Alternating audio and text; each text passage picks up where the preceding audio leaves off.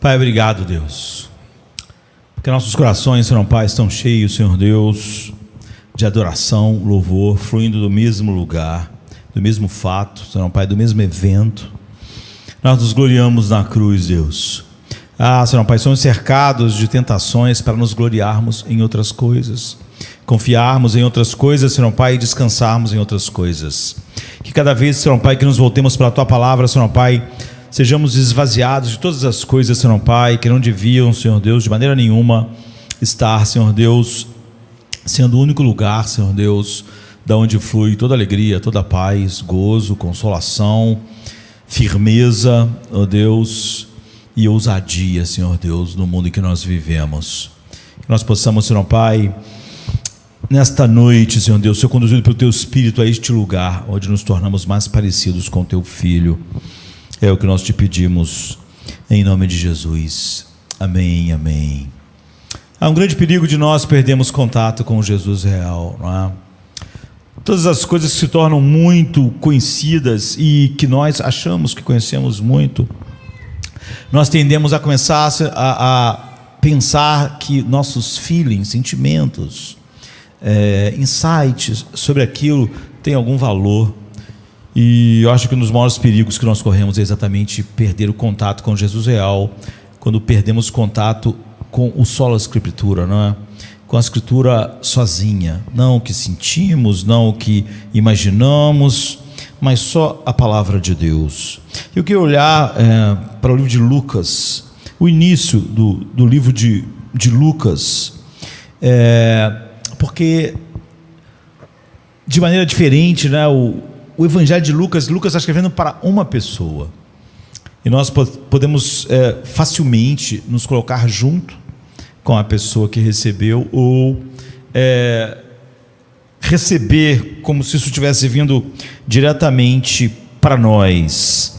Então, no livro de Lucas, né, no início do livro de Lucas, o autor, que é Lucas, ele fala na primeira pessoa, se referindo a ele mesmo, e ele faz isso 3 vezes nos primeiros versos do livro. Ele diz assim: tendo, pois, muito empreendido pôr em ordem a narração dos fatos que entre nós se cumpriram, segundo nos transmitiram os mesmos que os presenciaram desde o princípio e foram ministros da palavra, pareceu-me também a mim conveniente descrevê-los a ti, ó excelente Teófilo, por sua ordem, havendo-me já informado minuciosamente de tudo, desde o princípio, para que conheças a certeza das coisas que já estais informado. E depois que ele diz isso, ele começa a contar a história. Existiu no tempo de Herodes, rei da Judéia, um sacerdote chamado Zacarias, da ordem de Abias, e cuja mulher era das filhas de Arão, e o seu nome era Isabel.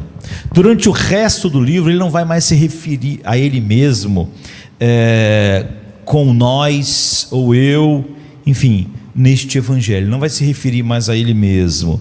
E a razão para ele fazer isso fica clara para nós, e não só fica clara, é importante para nós. Ele quer sair direto da frente, ser claro sobre por que ele está escrevendo esse livro, porque ele se colocou nessa empreitada, né? Óbvio que Lucas não imaginava a princípio que estava escrevendo parte da Bíblia Sagrada aqui em 2022 e durante toda a história, com palavra inspirada de Deus para nós.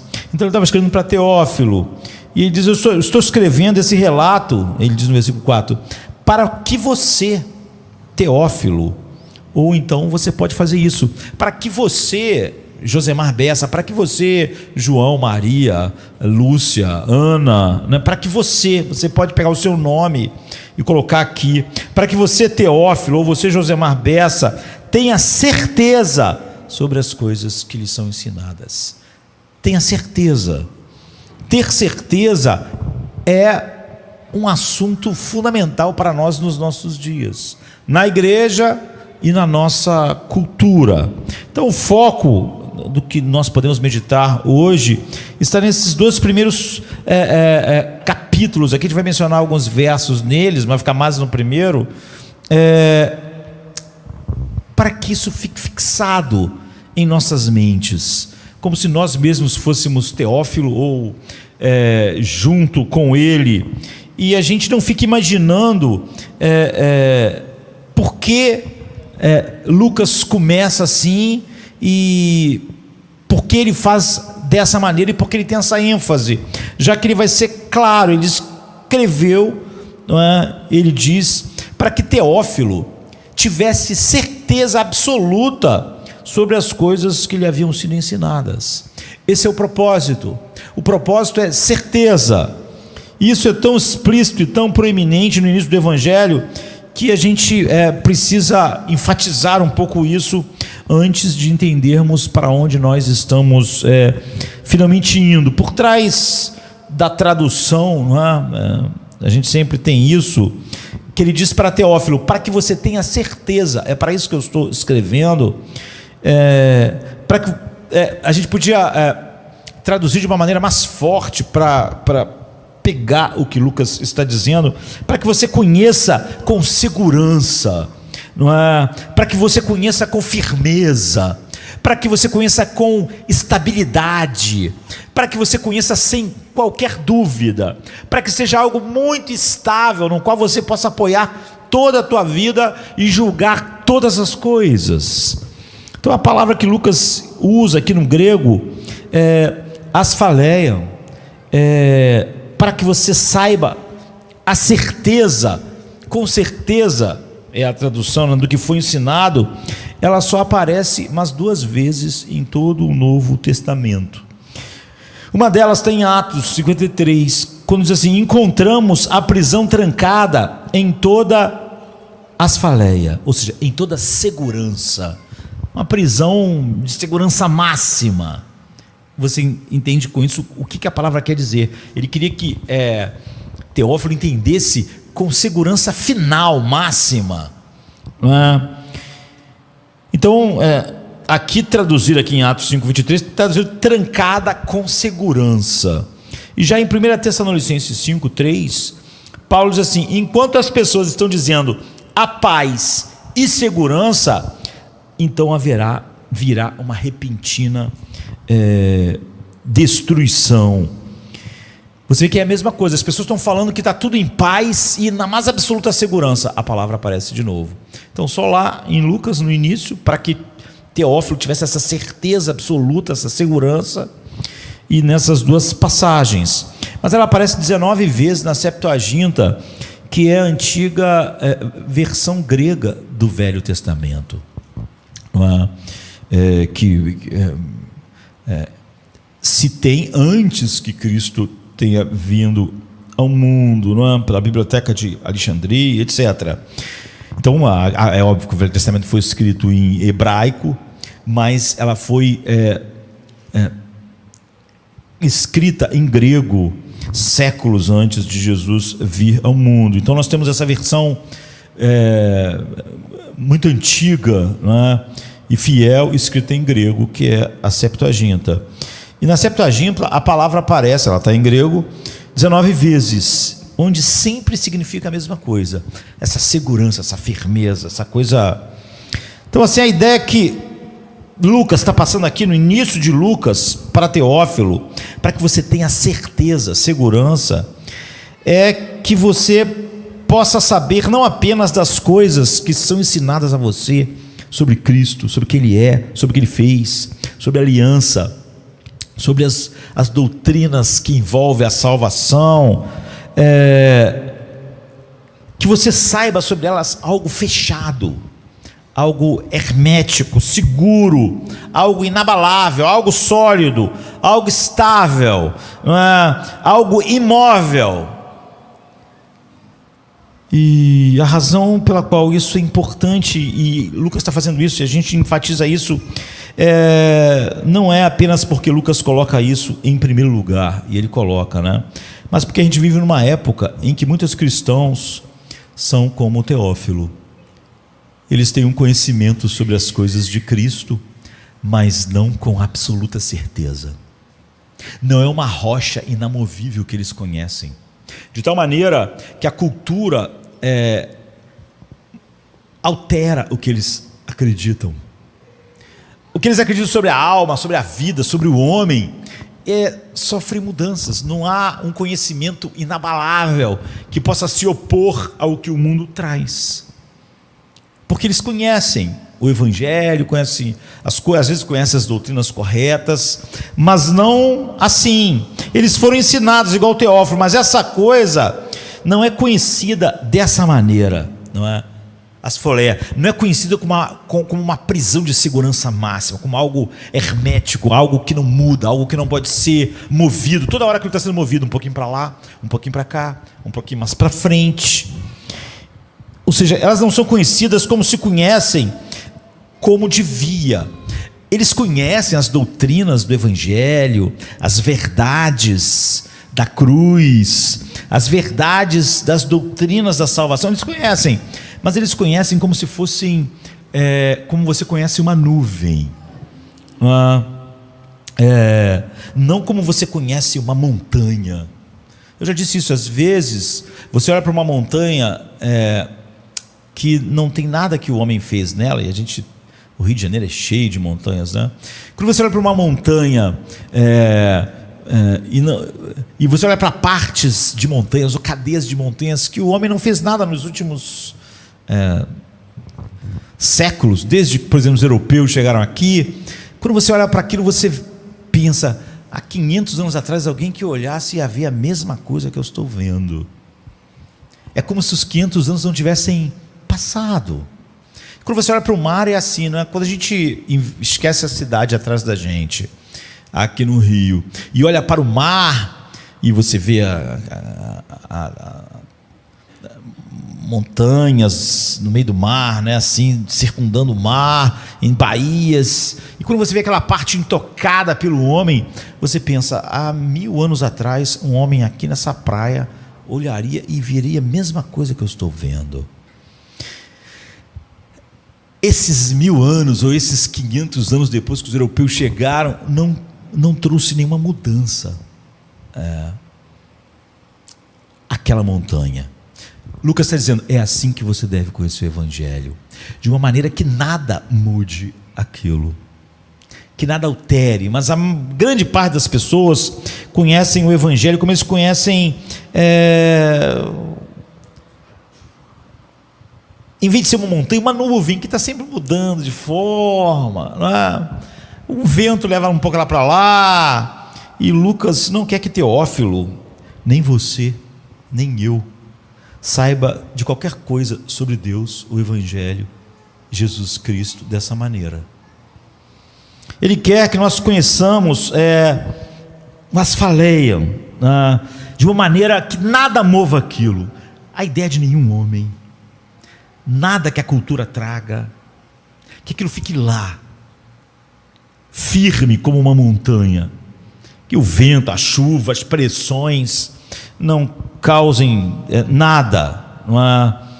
E esse conhecimento, esse tipo de realidade que está trancada, que está segura, que está firme, que está estável, que está imutável. Porque você vê, porque é tão fácil o humanismo secular moldar o que as pessoas acreditam. Elas, tendo conhecido e ouvido tanto a respeito do Evangelho, porque elas conhecem o Evangelho como uma nuvem. É uma coisa estável, instável. É uma coisa que o vento, quando você olha, você acha que ela tem um formato, mas daqui a pouco você acha que o formato mudou um pouco. Você não conhece o Evangelho como uma montanha. E Lucas está dizendo para Teófilo, você precisa conhecer o Evangelho como uma montanha, ou você não conhece de verdade. Nada no Império Romano, nada da cultura greco-romana, nada em você ou em ninguém vai mudar isso. Você tem que conhecer isso dessa maneira, que nada mude aquilo. Como a prisão de segurança máxima, você tem que conhecer isso como uma segurança que nada toque, de maneira firme. Então ele é um conceito final, que que você nunca deve ter um conhecimento de nada a respeito do que Deus revelou, como se fossem nuvens, mas montanhas as faleiam. Então ele está dizendo, eu escrevo esse evangelho, ele diz, para que você conheça a segurança, a firmeza, a parafusada pelo próprio Deus, as faleiam do que foi ensinado a você. E nada toque nisso, nada mude isso. Então, isso vai estar a salvo de ser roubado de você. Sabe quando Jesus disse que umas pessoas recebem o evangelho, mas vem alguma coisa e rouba aquilo? Ele até usa a imagem de um pássaro que vem. Aquilo não é algo que se tornou parte da pessoa, ficou ali na superfície, não é? E isso vai ser salvo de ser mudado por qualquer ideia, e salvo de deixar você como aquilo é inamovível. Você que tem que mudar, você nunca vai ajeitar aquilo não é uma nuvem que se ajeita a sua vida é que vai sendo mudada, e a salvo de se tornarem sem importância, a salvo de pregadores que falam sobre as doutrinas da salvação, as doutrinas da graça, e depois eles dizem que elas não são fundamentais. Alguém crê em algo que não é exatamente a mesma coisa, é um pouco diferente, mas ainda é.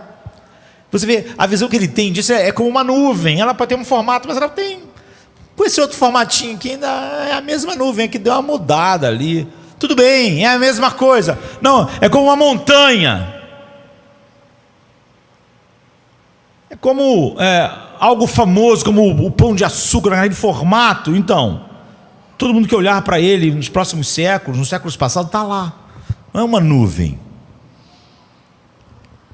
Essas coisas, Teófilo, Lucas está dizendo, sempre serão assim.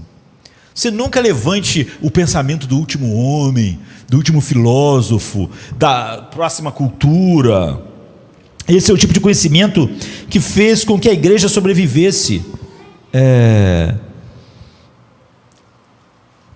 Inicialmente, por exemplo, ali por 3 séculos de uma perseguição brutal de governos terríveis, como o que esses homens sempre viveram. Esse é o tipo de um conhecimento que é imutável. É o que você precisa, Teófilo, é o que Jardim da Luz precisa, que você precisa não só conhecer corretamente, mas conhecer as faleias de uma maneira hermética, firme, imutável, de tal maneira que esse conhecimento não vai mudar quando você estiver doente. A paz que ele traz, a firmeza que ele não vai mudar. É o tipo de conhecimento que é imutável diante do abandono. Ele é imutável diante da desilusão. Sabe essas pessoas que dizem assim, eu tive uma desilusão tão grande, pode ter sido num relacionamento, num casamento, ou então pode ter sido com alguém que com um pastor tal, ou com um irmão tal, ele teve uma desilusão, que a vida espiritual dele, então, você vê que o conhecimento dele não era tão firme. Jesus está dizendo, para que você tenha um conhecimento tão imutável, que nenhum abandono, nenhuma desilusão, nenhuma dor e nem mesmo um martírio, Teófilo, possa fazer diferença nenhuma. Nem se você souber que eles vão te decapitar, que eles vão te matar, que eles vão te queimar numa fogueira. Você, por exemplo, o conhecimento do amor de Deus em Cristo, que te dá uma alegria indizível e cheia de glória, então não muda. Lucas era um médico que andou com Paulo, então é óbvio que ele é o médico que cuidou de Paulo em todos os sofrimentos, ele estava sempre lá, bem apropriado, não é? E ele cuidou de Paulo então em incontáveis espancamentos, prisões, apedrejamento. Paulo, por exemplo, diz assim em 2 Coríntios 11, sou ministro de Cristo, eu ainda mais, em trabalho muito mais, em açoites muito mais do que eles, em prisões muito mais, em perigo de morte muitas vezes, recebi dos judeus 5 quarentenas de açoite, menos 1, 3 vezes fui açoitado com varas, uma vez fui apedrejado, 3 vezes sofri naufrágio, uma quantidade enorme de sofrimentos, fora as doenças. E Lucas, que está escrevendo o livro, para Teófilo, estava lá, ele viu esse conhecimento, ele viu isso em Paulo, E ele quer esse tipo de conhecimento que dura, e não esse que, se você apanhasse como Paulo, você começava a ter dificuldades. Sabe? Ele viu, por exemplo, emulado na vida de Paulo, esse conhecimento inamovível, que a pancada não mudou, que as ameaças não mudaram, que o sofrimento não mudou. A visão, o que firmava Paulo, não foi mudando porque ele apanhou muito, porque ele sofreu muito, porque foi muito abandonado, porque sofreu muita desilusão, porque você vai ver aqui perseguido, maltratado por falsos irmãos. Nada mudou Paulo. Lucas está dizendo, é esse conhecimento, Teófilo, que você precisa ter. Se você tiver um conhecimento que muda, dependendo do que acontece, não é o conhecimento. Então Lucas conhece o tipo de conhecimento que ele fala, né? Excelente Teófilo, seria experimentado. A verdade que nós conhecemos está sempre sob tentação. Tudo que nos acontece tende a querer mudar a firmeza do conhecimento em nós. E é por isso que as pessoas, quanto mais abraçam o humanismo secular, mais ela conta a história dela para justificar como ela reage, não de acordo com a verdade de Deus. Porque na verdade você vê que a verdade de Deus para ela é como uma nuvem, não como uma montanha rochosa. Então ele escreveu, excelente Félix, em Atos 24. Agora ele está falando com Teófilo. Ele escreveu sobre o excelente Festo em Atos 26.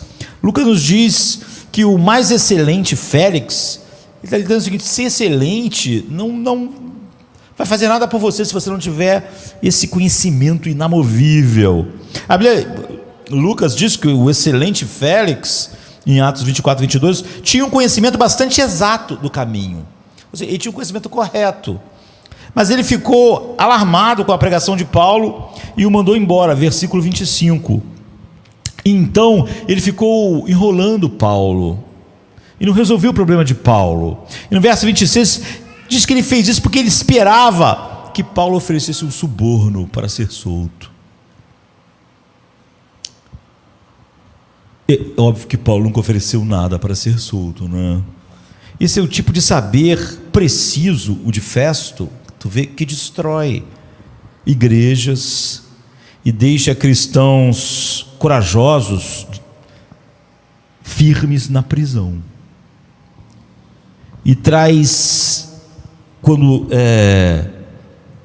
destrói igrejas, firmeza, descrédito ao Evangelho. E isso é tão comum, não é? Quando Paulo pregou, excelente Festo, quem escreve Atos é Lucas, não é? O governador disse assim em voz alta: Paulo, você está louco. Seu grande aprendizado, sua grande cultura está levando você à loucura. Atos 26, 24.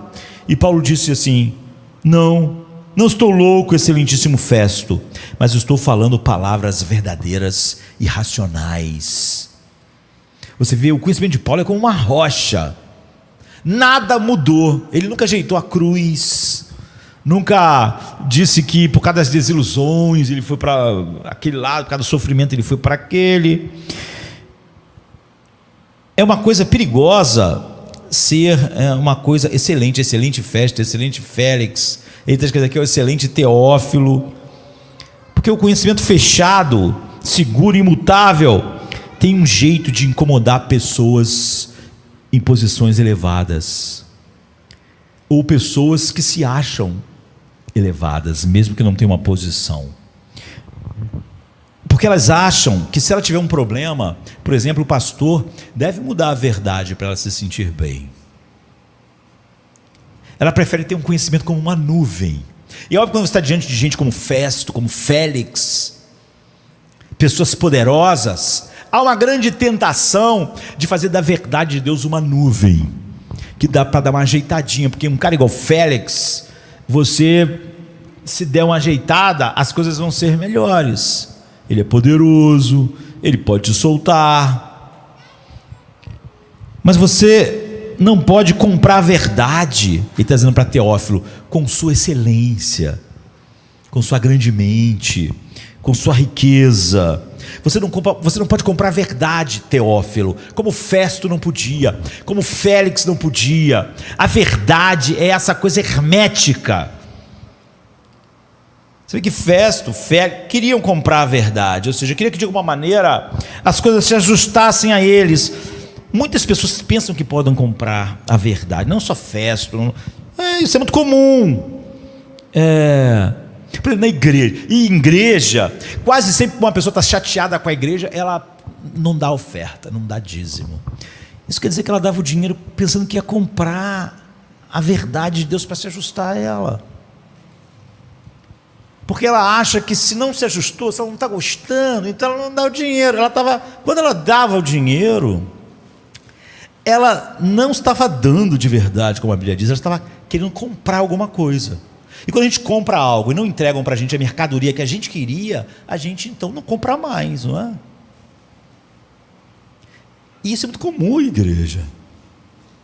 Primeiro sinal, a pessoa está chateada, não dá mais, não vou dar meu dinheiro. Isso quer dizer que ela achava que estava comprando a verdade. Lucas está dizendo para Teófilo, Teófilo, você é excelente, mas você precisa conhecer a verdade de maneira imutável. Você é excelente, você tem uma mente incrível, mas a tua mente não vai mudar a verdade. Você é excelente, você tem dinheiro, mas a verdade é inamovível. Paulo não mudou a verdade por causa de Félix, por causa de Festo. A verdade é uma rocha, não é uma nuvem. Você não compra ela com dinheiro. Quando você está diante de homens que realmente abraçaram a verdade, como ela é. Você não pode comprar. Você pode não dar mais dinheiro, você pode ir embora, não é? Mas é tolice, porque em algum ponto você achou que podia comprá-la. Você não pode controlar a verdade com o seu poder.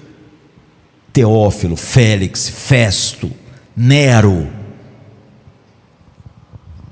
É muito arriscado saber as coisas. Se você conhece perfeitamente o Evangelho, Lucas está falando para mim e para você, é muito arriscado se você conhece como uma nuvem e acredita que aquilo poderia ser ajustado para você não ficar chateado, ou se ajustar à sua inteligência, ou se ajustar ao seu bolso.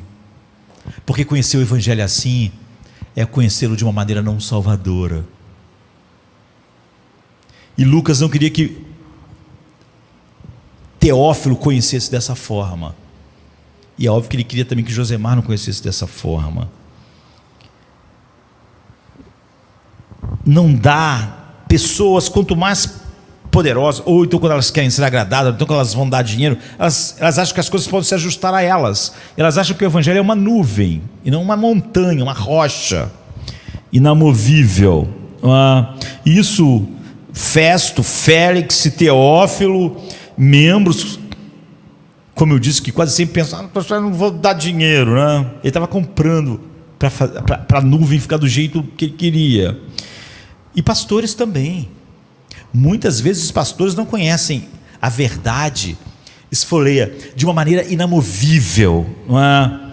Porque se ele conhecer assim, ele não vai ter como manobrar. Ele não vai poder como manobrar o Evangelho, e com isso ele pode perder o quê? Membros, relevância na cultura, essas coisas. Se você tem um Evangelho inamovível, então você não tem nenhum espaço para manobras, para ajustes. Mas é isso que Lucas procura para o excelente Teófilo. Eu estou escrevendo não apenas para que você saiba as verdades sobre Jesus, você já sabe, mas para que você conheça essa realidade como uma coisa fechada, inabalável, imutável, e esteja absolutamente seguro dela, sabendo que ela não vai mudar por você, nem pela cultura. Mas se você conhecer ela dessa forma, quando você estiver enfermo, então ela vai estar lá, inamovível. Quando você estiver doente, quando você estiver morrendo, se você for ameaçado, para que você saiba e conheça as verdades de Deus, não como nuvens, mas como montanhas, não é? Você vê que isso é muito comum, não é? Quantas vezes as pessoas já disseram, eu já disse aqui, falo assim, não, mas se um parente teu, um filho teu, acontecesse coisa, o que você acharia? Essas pessoas acreditam na verdade de Deus como uma nuvem. Você vê, dependendo do que acontecer com o meu parente, a nuvem vai mudar, mas é uma rocha. Então agora que a gente entende isso, Lucas começa a ajudar a Teófilo e a nós, logo no início, ele vai fazer isso o livro todo, a conhecer a natureza segura e imutável da realidade que foi ensinada a Teófilo, e que só se ele conhecesse dessa forma, aquilo seria realmente vantajoso e não destruidor para ele. Ele fez isso entrelaçando logo do início histórias de Jesus e João Batista, o anúncio dos seus nascimentos, a maneira como ambos foram concebidos, o evangelho é o que Deus fez, não é? É uma notícia, você vê, ele não pode ser mudado, é o que foi feito, e as doutrinas fluem do que foi feito. Então o anúncio dos seus nascimentos, como eles foram concebidos, a maneira como eles nasceram, ambos, não é? As canções que os pais deles cantaram, e até mesmo o encontro entre Jesus e João, enquanto ainda estavam no ventre de suas mães. E ao contar essas histórias de João Batista e de Jesus, Lucas torna clara a verdade para Teófilo dessa maneira, torna sólidas as realidades mais importantes do universo, inamovíveis: Deus, Cristo, a salvação, com todas essas doutrinas da salvação, que tem muita pessoa que prega para depois dizer que elas não são essenciais, e a verdadeira fé. E a gente pode olhar para isso, porque não podemos olhar para muito, não é? Então, Teófilo, eu quero que você conheça Deus de maneira asfaleana, se a gente pode pegar o grego e para a nossa língua e falar assim, dessa maneira inamovível, que o que acontecer com você não vai fazer você ter outras ideias a respeito de Deus e do que Ele revelou em Cristo. Depende do que alguém fez, de uma desilusão, ou achando que você é tão importante que essa é uma realidade como uma nuvem que vai mudar. Então a certeza de Deus, e Ele enche isso. Zacarias servia, por exemplo, como sacerdote diante de Deus, Lucas 1:8. Gabriel apareceu a ele e disse: eu fico de contínuo na presença de Deus, Lucas 1:19. E diz: seu filho conduzirá muitos ao Senhor seu Deus, Lucas 1:16. Gabriel foi enviado por Deus à Virgem Maria, 1:26. E diz: você achou graça diante de Deus, 1:30. O Senhor Deus dará a seu filho o trono de seu pai Davi, 1:32. O menino será o filho de Deus, 1:35. Nada é impossível para Deus, 1:37. E então Maria canta um hino: minha alma engrandece ao Senhor e meu espírito se alegra em Deus, meu Salvador, 47. E quando João nasce e a boca de Zacarias é aberta, Zacarias canta também, não é? E ele diz: bendito seja o Senhor Deus, em Lucas 1:68. E quando Jesus nasce, não só Maria tinha cantado quando ouviu, não é? Mas quando Jesus nasce, uma multidão de anjos do exército celestial louva a Deus e canta glória a Deus nas alturas, não é? Capítulo 2, 13 e 14. E quando Jesus foi apresentado no templo, a Bíblia diz que Simeão pegou Cristo, bebê, e exaltou Deus, adorou a Deus, em 2:28. E então a velha Ana deu graças a Deus, em 2:38. E quando nós deixamos a história da infância de Jesus, a Bíblia diz: ele crescia em graça diante de Deus. E no caso de Teófilo perder o ponto sobre Deus, que Lucas quer firmar aqui no início, Lucas faz o mesmo sobre o Senhor, que é o nome de Deus, não é? E no 1:6 diz: Zacarias e Isabel andaram em todos os mandamentos do Senhor. 1:6. No 1:11, e apareceu Zacarias ao anjo do Senhor. 1:11. Seu filho será grande diante do Senhor, 1:15. Ele preparará ao povo um povo para o Senhor, 1:17. E quando Isabel concebeu, ela disse: assim o Senhor me fez. Você vê, 1:25. E o anjo veio a Maria e disse: o Senhor está contigo, 1:28. E ela respondeu: eu sou a serva do Senhor. E quando Isabel encontrou Maria, ela disse: bem-aventurada aquela que acreditou no que lhe foi dito da parte do Senhor, ou seja, aquela que acreditou no que o anjo tinha dito a Maria. E então Maria cantou sobre o seu filho, como a gente viu: minha alma engrandece ao Senhor. E todos os amigos de Isabel e de Zacarias ouviram que o Senhor teve grande misericórdia para com ela, 1:58. E no 66 diz: pois a mão do Senhor estava sobre João. E seu pai, então, Zacarias, profetizou sobre ele: você será chamado profeta do Altíssimo, pois você irá adiante do Senhor. Ele era aquele que abriu o caminho do Senhor. 76. E quando Jesus nasceu, então um anjo do Senhor veio aos pastores, 2:9. E eles disseram: o Senhor nos deu a conhecer, 2:15. E no templo, quando Maria e José apresentaram Jesus ao Senhor, 2:28, conforme o que estava escrito na palavra do Senhor, 2:24. Então você vê de onde vem a declaração de como tudo é centrado em Deus. Por exemplo, aqui, às vezes as pessoas perguntam: de onde vêm frases como ser totalmente saturado de Deus, nossa mente ser completamente saturada e obcecada em Deus, centrada em Deus? Vem disso, vem de toda a parte da Bíblia, mas vem de histórias bíblicas como essa. Essa história é sobre quem? É a história principalmente sobre Deus. Deus é o protagonista dessa história. Essa história que não muda, imutável. Você vê por quê? Porque Deus é o protagonista. Lucas está saturando o coração de Teófilo. Ele é central, ele é dominante, ele é onipresente na história. Se você entender sua visão sobre todo o Evangelho, você vai ver que isso ainda é verdade de uma maneira mais profunda. Mateus usa as palavras Deus e Senhor 59 vezes. Já Lucas, como quer enfatizar isso, ele usa 194 vezes.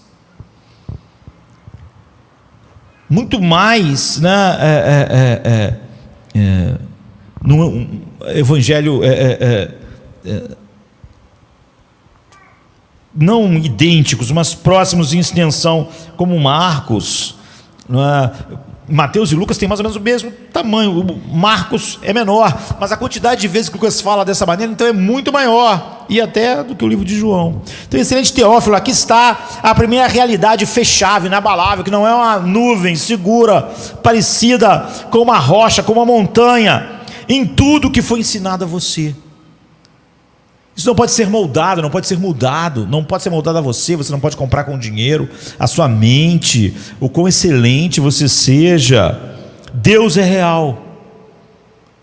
Ó, excelente Teófilo, ó Josemar, ó você. Deus é ativo, Deus é imparável, Deus enviou o seu anjo, Deus deixou Zacarias mudo até o seu filho nascer. Deus fez a estéril Isabel conceber. Deus fez a Virgem Maria conceber. Porque, como está no 1:37, para Deus nada é impossível. E quando nós chegamos no final da história, é Lucas quem nos diz que este Jesus foi entregue segundo, porque o livro de Atos é uma continuação do livro de Lucas, não é? Que Lucas está escrevendo. Quando nós chegamos lá em Atos 2:23, ele diz: Jesus foi entregue segundo o determinado desígnio e presciência de Deus. Atos 2:23. Depois, no Atos 4:27, ele diz: Herodes e Pôncio Pilatos, juntamente com os gentios, os povos de Israel, foram reunidos para fazer tudo o que a mão e o plano de Deus haviam predestinado para acontecer. E está dizendo o seguinte: Teófilo, marque isso. Marque isso, Teófilo. Deus é a principal realidade do universo, não você, não sua mente, não sua cultura, não sua sabedoria. Deus é a realidade inamovível. Não pense que Deus é uma nuvem. Não pense que Ele pode se moldar a você, a sua mente, ao seu dinheiro, a cultura. Deus é a principal realidade da história. Deus é a realidade principal neste evangelho. Tudo aqui foi planejado por Ele. Ele é todo penetrante em todas as coisas que Ele está fazendo. Ele é todo poderoso. Conheça Ele dessa maneira. Esfaleia como uma rocha. Ele não vai mudar se amanhã você tiver que morrer por causa do evangelho. Você precisa conhecer Ele de uma maneira que você, quando estiver nessa situação, Ele ainda seja o mesmo, porque Ele é o mesmo. E se você não conhecer Ele assim, então você não conhece de fato. Conheça Deus, asfaleia. Conheça a doutrina. Ele, por exemplo, predestinou a morte do seu filho. Não há nada que Ele não esteja sendo o Senhor, momento após momento. A realidade fechada, inabalável, nunca mutável, sempre relevante, é Deus. Conheça Ele como uma montanha. Ninguém pode comprar. Se você ficar chateado, nunca deu dinheiro pensando que você está realmente pagando alguém para mudar Deus como uma nuvem para você.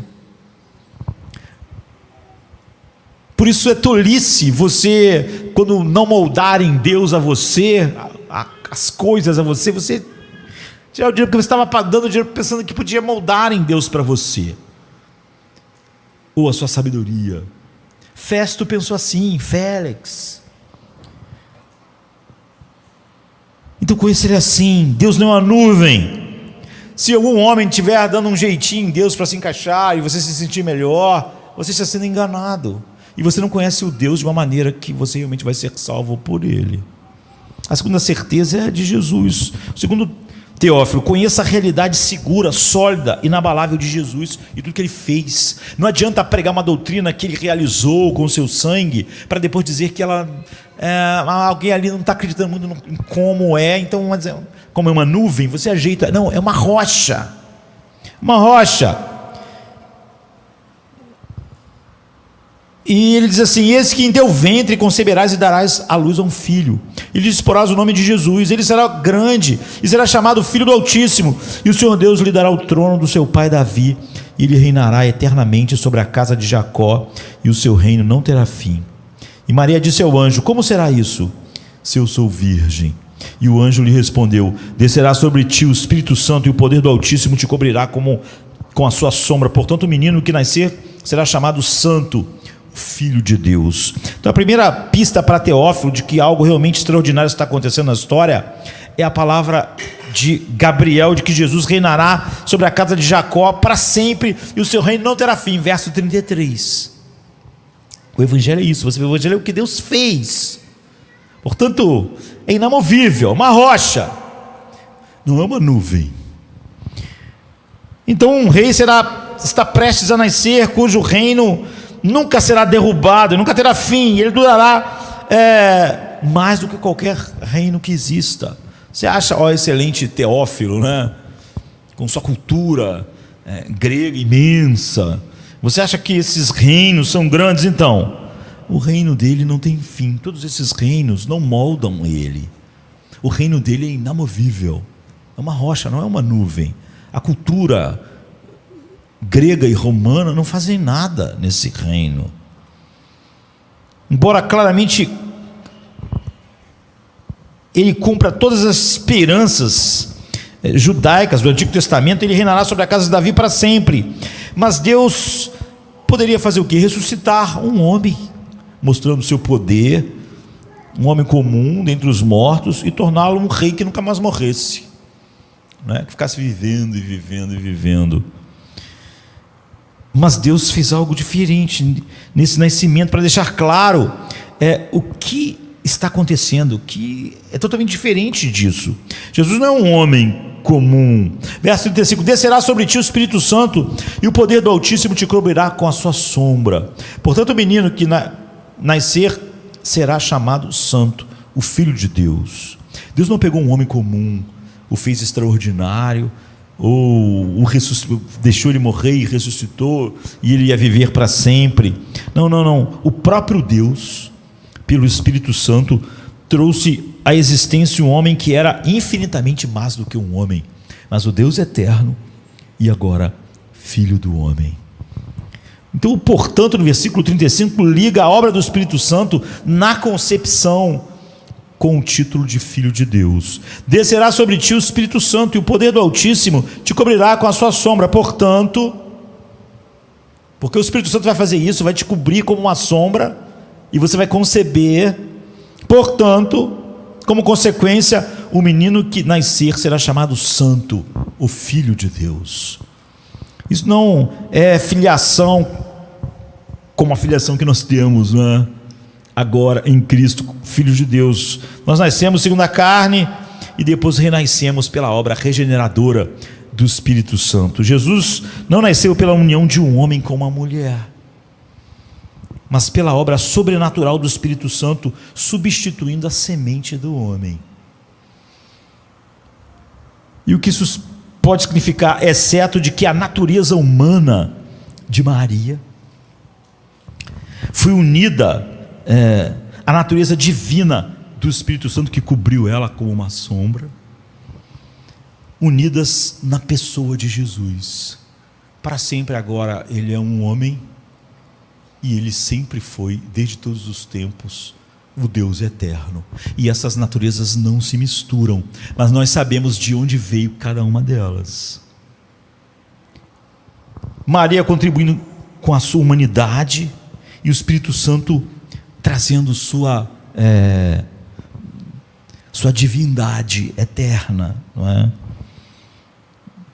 O eterno Filho de Deus. E Jesus, o Deus homem, nasceu com uma natureza divina e uma natureza humana em uma pessoa, naturezas que nunca se misturam. Ele é 100% homem e 100% Deus. E há mais dois indicadores para isso no contexto. Quando Maria, grávida, foi visitar Isabel, grávida, João Batista saltou no ventre da sua mãe. Você vê que a Bíblia não diz que o feto saltou no ventre. Quem saltou foi João Batista. Como eu já disse, a Bíblia, cristãos sequer discutem sobre o aborto, não é? Só essa passagem em Jesus no ventre de Maria, e João no ventre de Isabel, e João saltando no ventre ao estar diante do seu Deus que estava no ventre de Maria, não dá nenhuma possibilidade de pegar um ser humano no ventre e fazer ele menos que um ser humano e chamar ele de um feto. Quem está no ventre é Jesus e João Batista.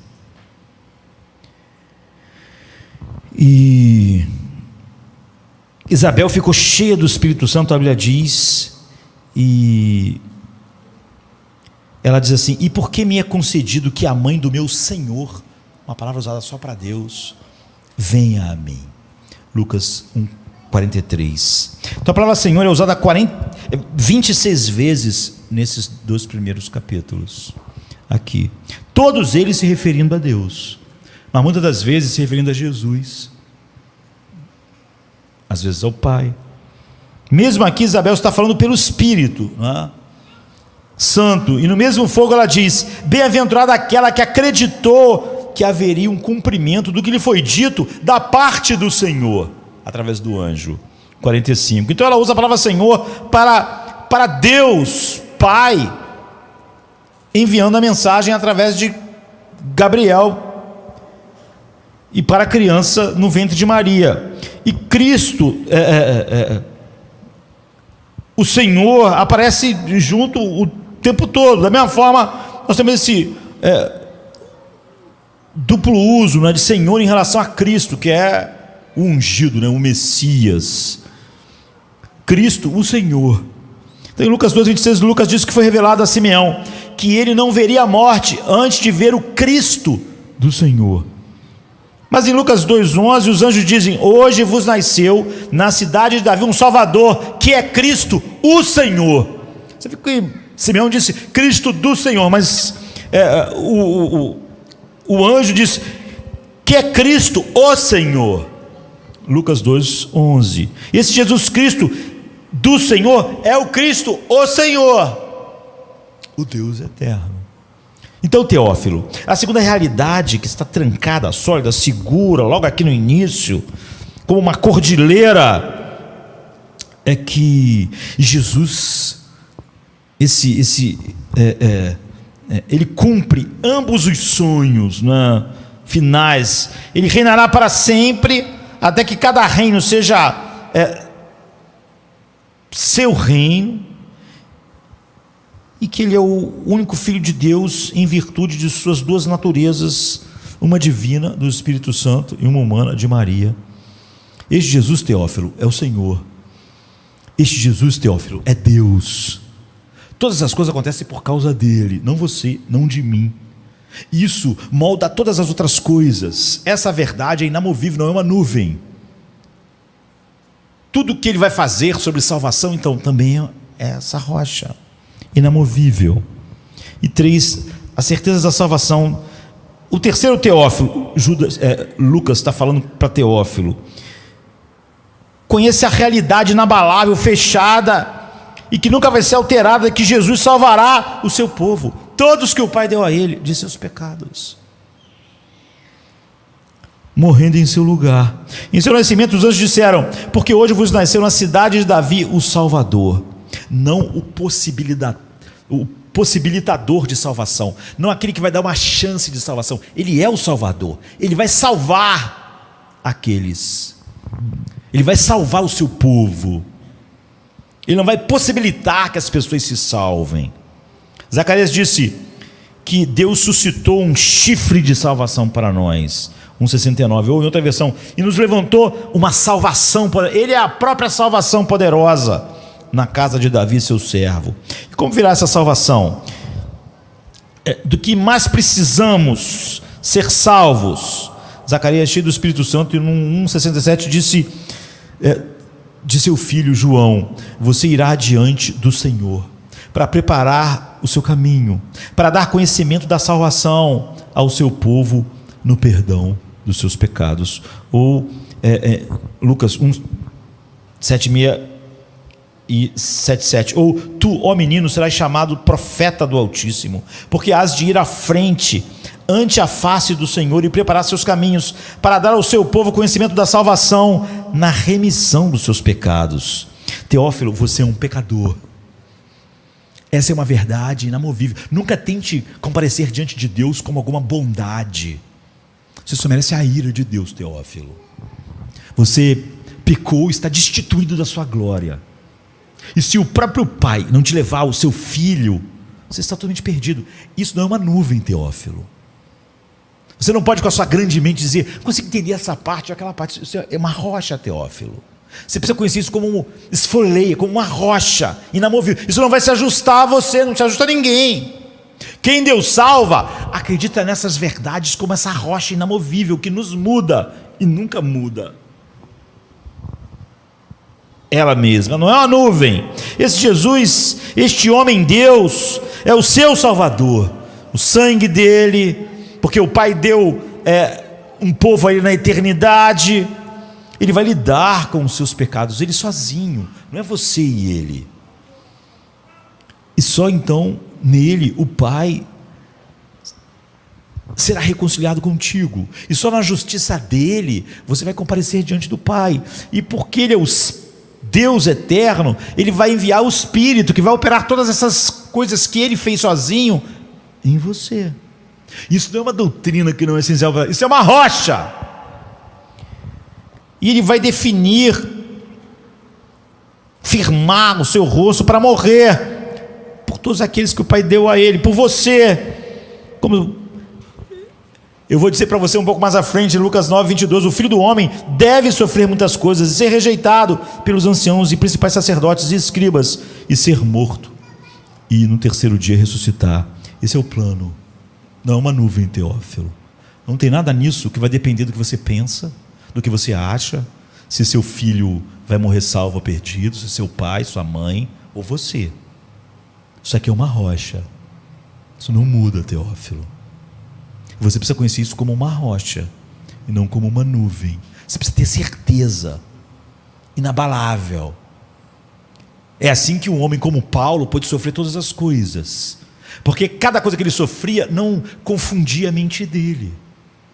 Ele não ficava confuso sobre Deus, sobre Jesus, sobre as doutrinas. Toda a salvação, cada parte, as doutrinas da salvação, as doutrinas da graça, tudo sobre a alma, o pecado, não são nuvens, é esfoleia, é para que você tenha certeza que aquilo é inamovível, aquilo molda tudo, não é moldado por nada. Você não pode conhecer de outra forma, porque como isso vai salvar alguém? Salva por causa do sangue. O sangue é o sangue da nova aliança, no qual Deus prometeu perdoar os pecados do seu povo em Jeremias 31:31. Farei uma nova aliança e perdoarei a sua iniquidade e não me lembrarei mais do seu pecado. E em sua última santa ceia, né, Jesus tomou o cálice e disse: este cálice é o cálice da nova aliança, do meu sangue que é derramado por vós. Lucas 22:20. Está vendo, Teófilo? É assim que os pecados são perdoados. Não é porque você foi melhor que alguém, ou você não podia pagar pecado nenhum, nada bom em você. Deus tinha que fazer tudo. A fé foi comprada com o sangue dele, tudo foi comprado com o sangue dele, o sangue da aliança. É assim que ele é um salvador. É assim que a profecia de Zacarias é cumprida, aqui em Lucas 1:77. Então, Teófilo, conheça o asfaleia, a realidade trancada, hermética, final, o pensamento do século 2, 3, 4, 5, 10, 19, 18, os filósofos, as culturas não vão mudar em nada isso. Isso é uma rocha, uma montanha, não é uma nuvem que o vento muda, que o vento leva, que toma várias formas. É uma realidade trancada, absolutamente segura, imutável, do seu Deus e do Deus homem, Jesus Cristo, e da salvação, de como Deus salva somente pela graça, pelo derramamento do seu sangue. Conheça essas coisas, não como você conhece agora, Teófilo. Conheça não como uma nuvem, conheça como uma montanha. Não importa o que acontecer com a sua família, não importa o que aconteceu com o Império Romano, não importa os pensamentos dos filósofos, não importa os teus pensamentos, não importa se alguém que você acha que é um grande cristão te decepcionou, não importa nada. Esse conhecimento que você precisa ter, que é o conhecimento salvador, é inamovível. É isso que faz alguém ser abandonado como Paulo e continuar firme, apanhar como ele apanhou e continuar firme, ser humilhado e continuar firme, e ser condenado à morte e continuar firme. E eu vou contar para você também a história de homens como esse, né, mais à frente, no que a gente conhece como Atos.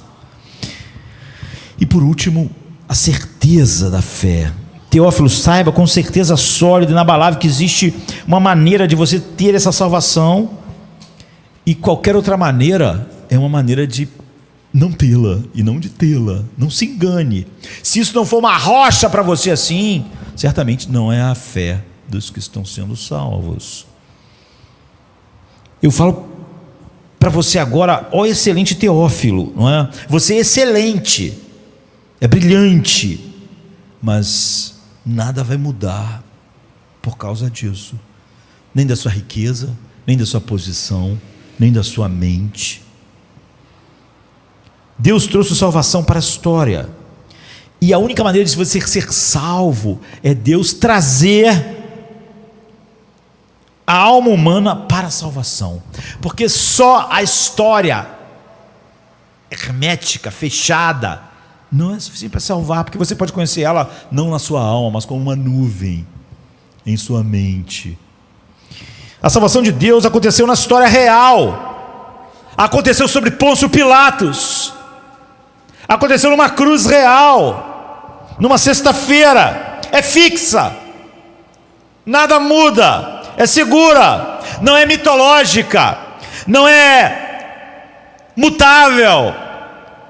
As doutrinas que fluem da cruz não mudam, porque você não consegue compreender, não consegue aceitar. Imutável. Herodes era rei de Judá. Zacarias, você vê que a história está assim. Zacarias é sacerdote da turma de Abias. Como é que o que aconteceu com o teu parente, o que aconteceu com você hoje, pode mudar o fato de que Zacarias era da turma de Abias, que Herodes era rei de Judá, que ele nasceu em Belém? Da mesma maneira que essa história é fixa, assim, nada mais que flui dela. Como você viu, Deus sendo o autor de tudo, o ator principal, nada muda. César Augusto é o imperador romano. Não gosto disso, eu me sinto mal. Isso é ridículo, é fixo, é uma montanha. Então, todo o resto é assim. Quirino era o governador da Síria. Jesus nasceu em Belém.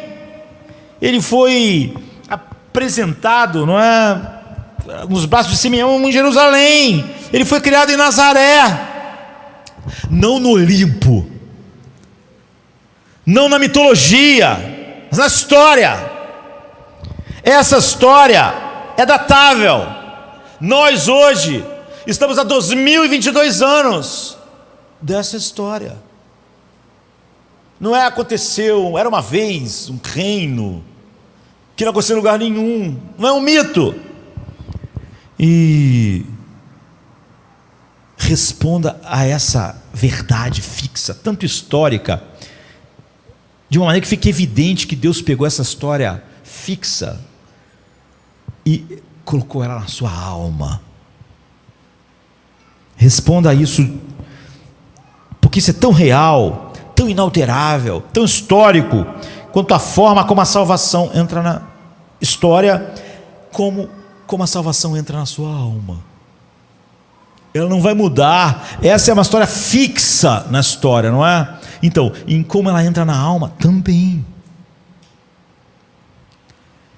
É possível perder isso e não ter uma fé verdadeira, Teófilo. Não é? Não por ter e perder, mas por passar por você só na história e você acreditar que Jesus morreu em Jerusalém.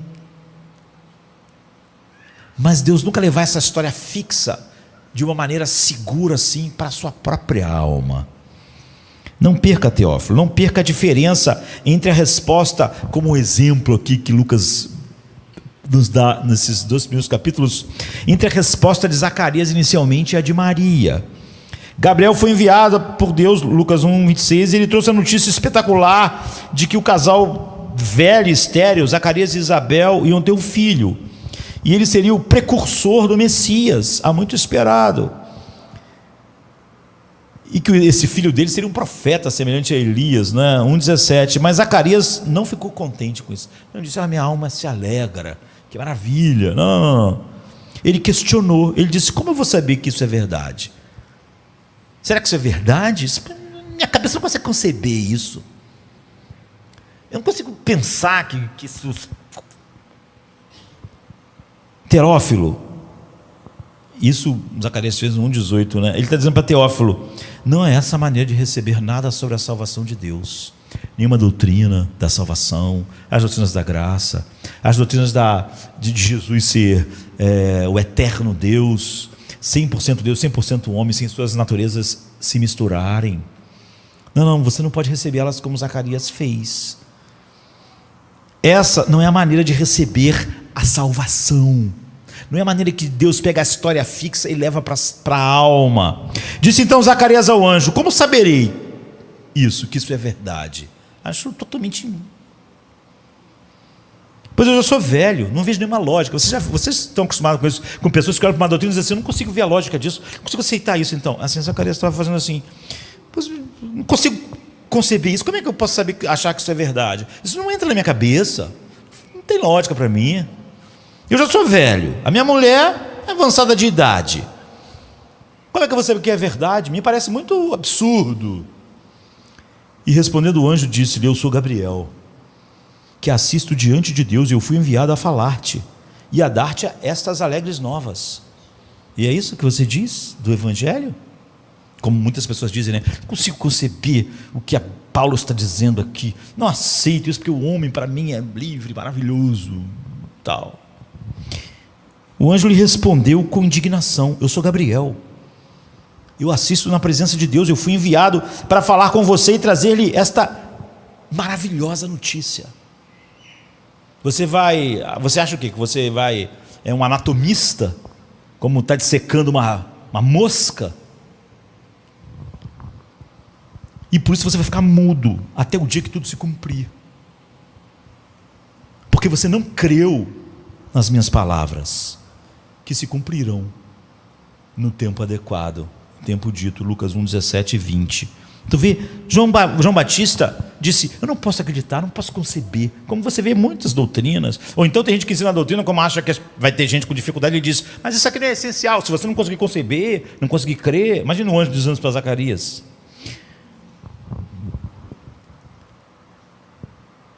Porque muitas pessoas pegam textos como esse assim: porque não tendo eles nascido ainda, nem tendo feito bem ou mal, para que o propósito de Deus, segundo a eleição, ficasse firme, não por causa das obras, mas por causa daquele que chama, foi-lhe dito: o maior servirá ao menor. Como está escrito: amei a Jacó e odiei a Esaú.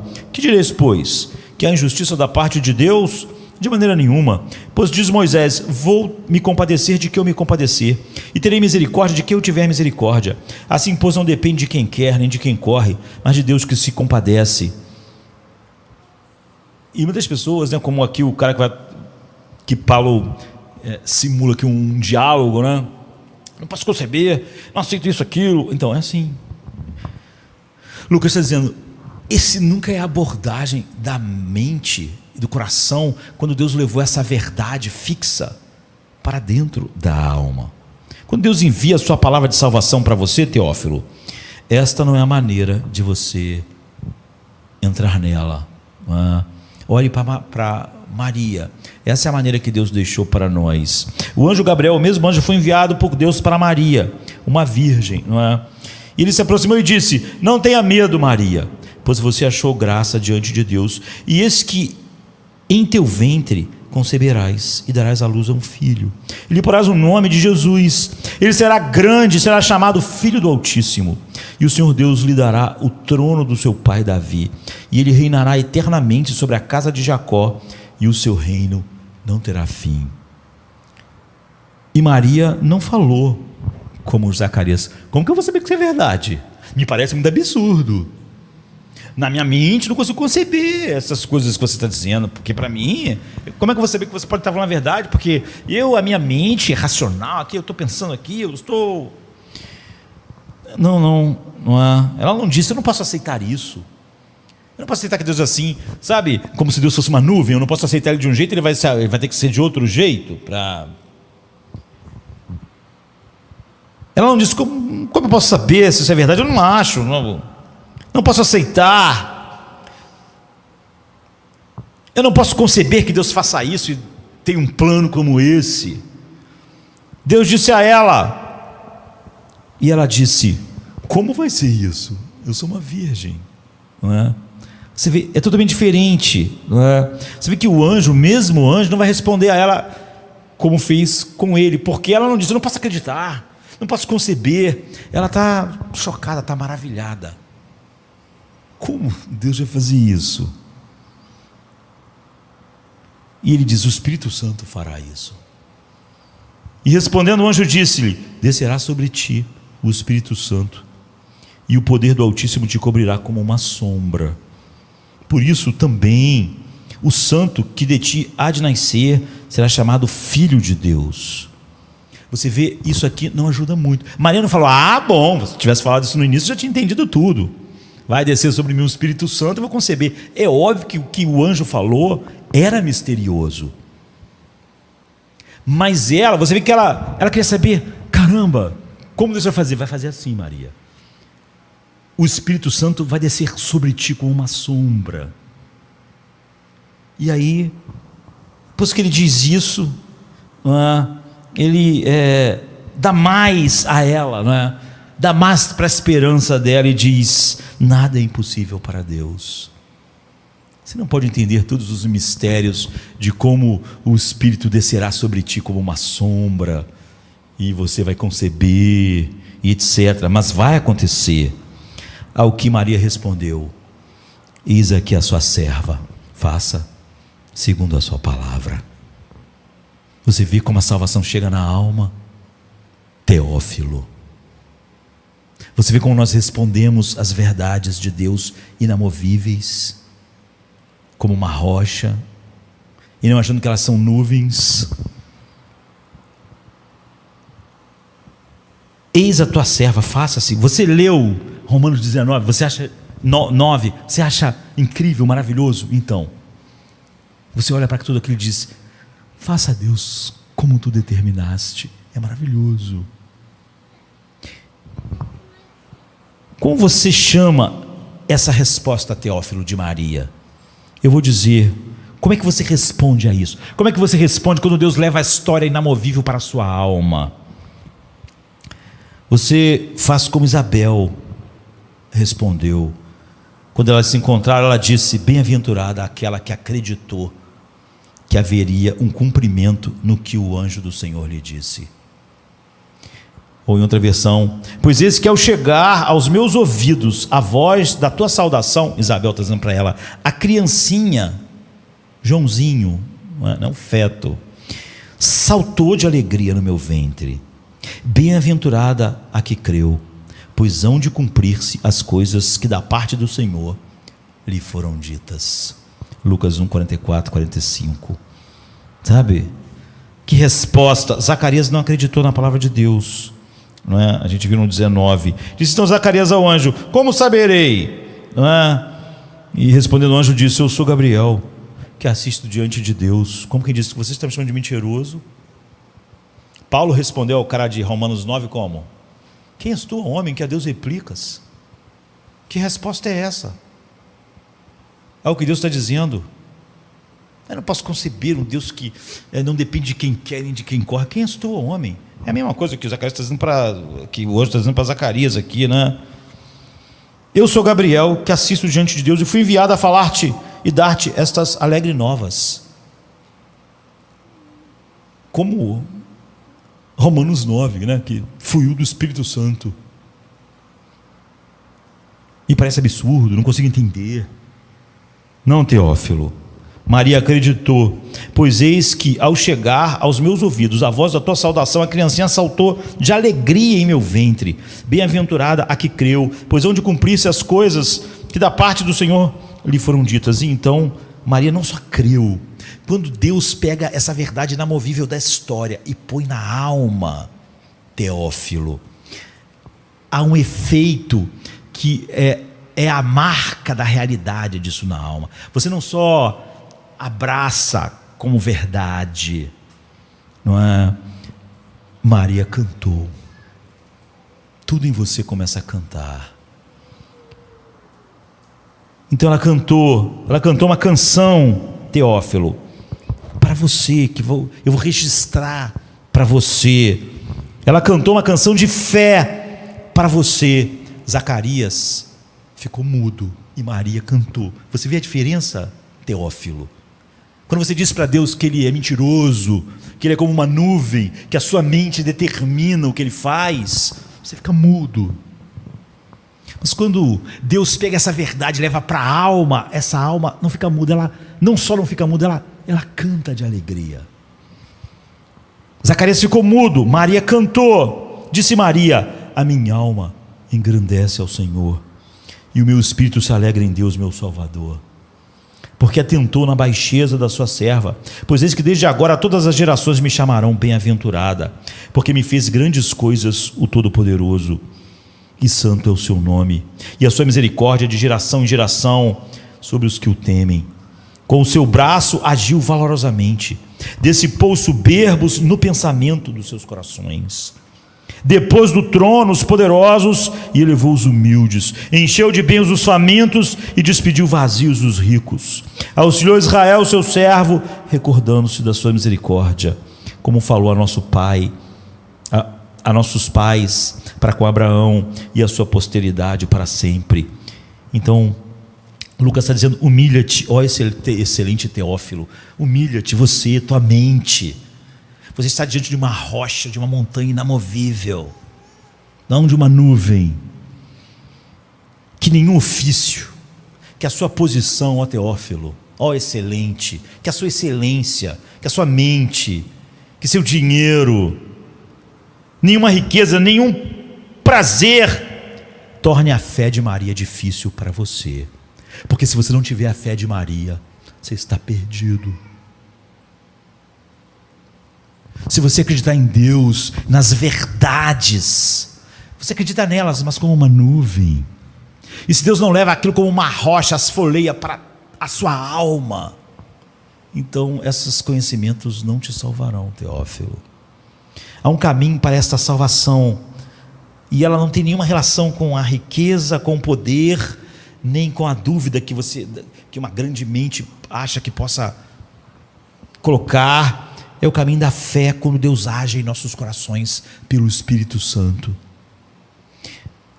Deus está falando, toda a Bíblia, cada doutrina, jamais crê em nada que Deus disse, em nenhum lugar da Bíblia, como uma nuvem, mas como uma rocha, esfoleia. Você vai poder ser firme como Paulo no meio do sofrimento, vai poder estar firme no dia da sua morte, porque nenhuma dessas coisas, nem o sofrimento nem a morte, pode mover aquelas verdades inamovíveis. E cuidado, excelentíssimo Teófilo, ao apostar que o teu dinheiro pode fazer alguém mudar o evangelho para te agradar, porque você vai estar perdido. A única maneira de você dar o seu dinheiro, ó excelente Teófilo, é porque essa verdade encheu o teu coração de gozo e alegria, e você canta como Maria.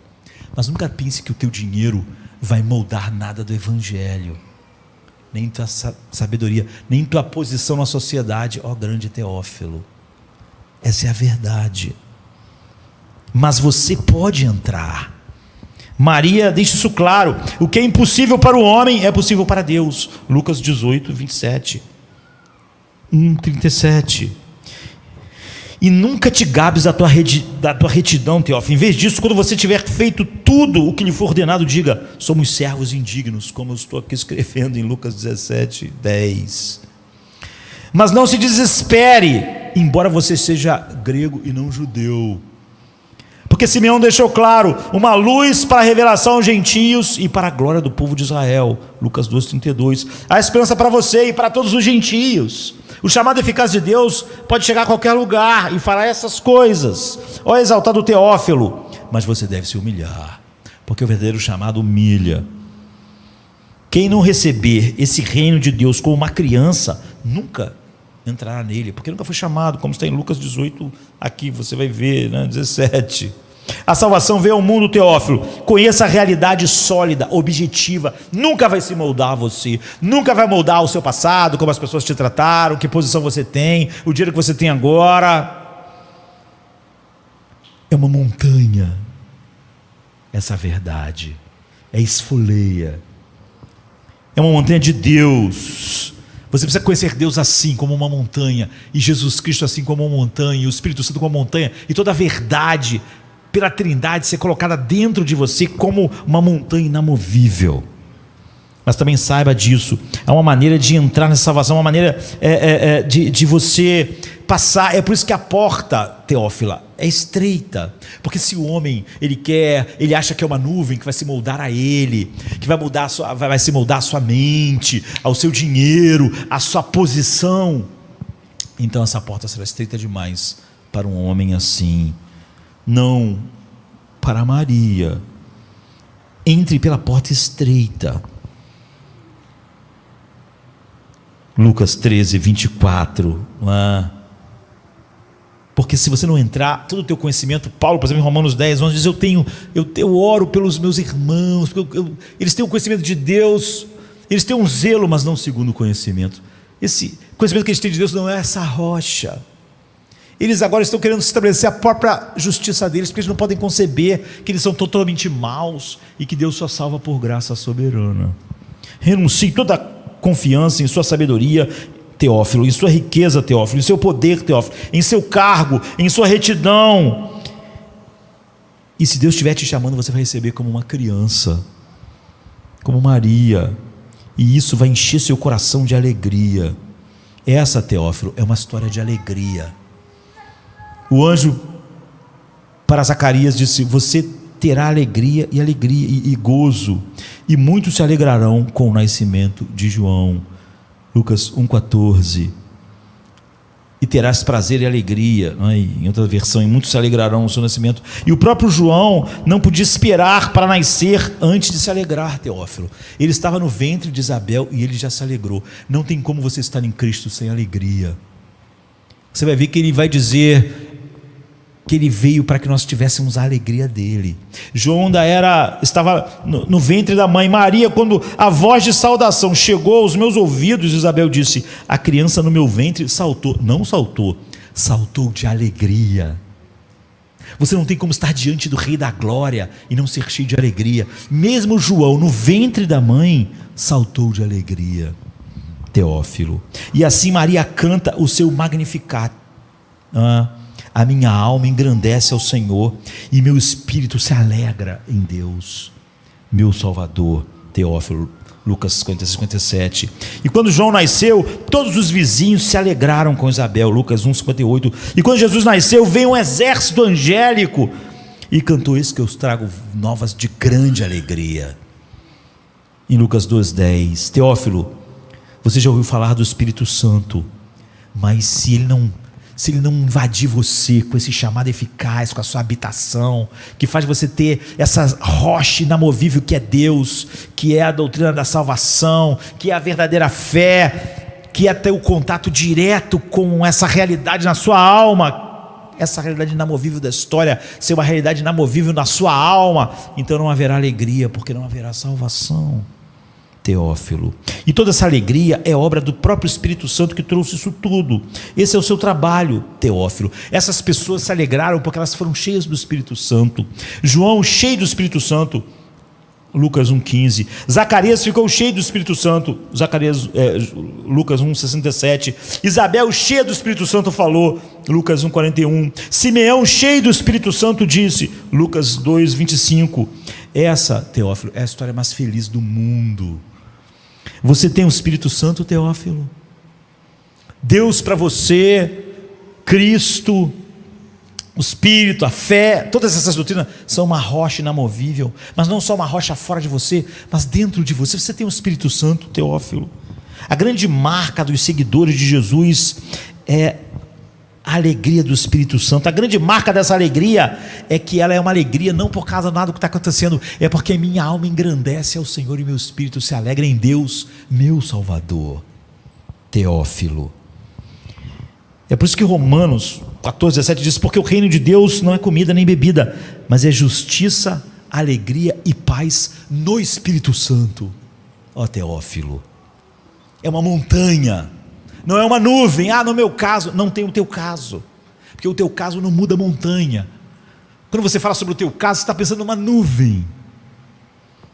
Eu escrevo essas coisas, ó excelentíssimo Teófilo, para que você conheça cada uma delas como esfoleia, com certeza absoluta, como uma coisa inamovível, fechada, hermética, imutável, na sua alma. Deus é o grande ator, o grande objetivo dessa história. Ele está desde o início planejando todas as coisas, Ele está fazendo tudo, governando tudo. A cruz é a morte do seu filho, a ira, os eleitos que Ele deu ao seu filho, todas as coisas, e no final Ele receberá toda a glória, Teófilo. Tudo em Jesus Cristo, Deus homem, o seu Filho amado. A salvação, Teófilo, é uma coisa gloriosa. E a fé, ou seja, como uma criança que, em vez de você chegar como grande, alguma coisa que transforma, ou acha que isso é uma nuvem que vai moldar você, não, o Espírito Santo te chama e você vê todas essas coisas com a concretude que elas têm, não é?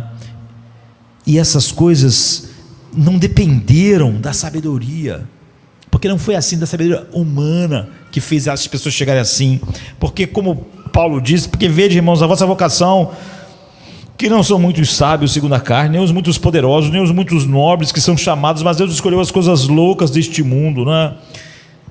Uma menina, uma adolescente, uma mulher grávida, uma mulher estéril com seu marido já velhos, Belém, Nazaré, todas essas coisas, cruz, todas as doutrinas que o homem não pode conceber, mas Deus escolheu as coisas loucas deste mundo para confundir as sábias, e Deus escolheu as coisas fracas deste mundo, Marias e Joões, para confundir as fortes. Deus escolheu as coisas vis deste mundo e as desprezíveis e as que não são, para aniquilar as que são, para que nenhuma carne se glorie perante ele, mas vós sois dele em Jesus Cristo, o qual para nós foi feito por Deus sabedoria, justiça, santificação e redenção, para que, como está escrito, aquele que se glorie, glorie-se no Senhor. Você está entre esses, ó grande e excelentíssimo Teófilo? Você está entre esses pequenininhos, esses nadas? Ou o fato de você ser o excelentíssimo Teófilo fará você não poder estar entre esses? Teófilo, você é excelentíssimo, você é grande, mas Teófilo, junte-se aos pastores naquela noite, junte-se àquela adolescente, junte-se naquele estábulo, Teófilo. Junte-se à cruz, Teófilo. Olha o que eles fizeram, e voltaram os pastores glorificando e louvando a Deus por tudo que tinham ouvido e visto, como lhes havia sido dito. Você pode louvar a Deus por tudo que você tem visto e ouvido, Teófilo. Há uma alegria indizível e cheia de glória em você. Seja cheio do Espírito Santo, Teófilo, porque esta é a história mais feliz do mundo. E todos aqueles que são chamados para esse reino que é justiça, paz e alegria no Espírito Santo, estão dominados por isso, não como uma nuvem, Teófilo. Eles conhecem isso como uma rocha, como uma montanha, e no pior dia da vida deles, e no dia da morte deles, e no dia que as feridas estiverem doendo, como as que eu cuidei de Paulo, então eles terão essa rocha inabalável, e nada, nunca vai mudar isso, não só agora, Teófilo, mas para todo sempre. Vamos ficar de pé, vamos orar.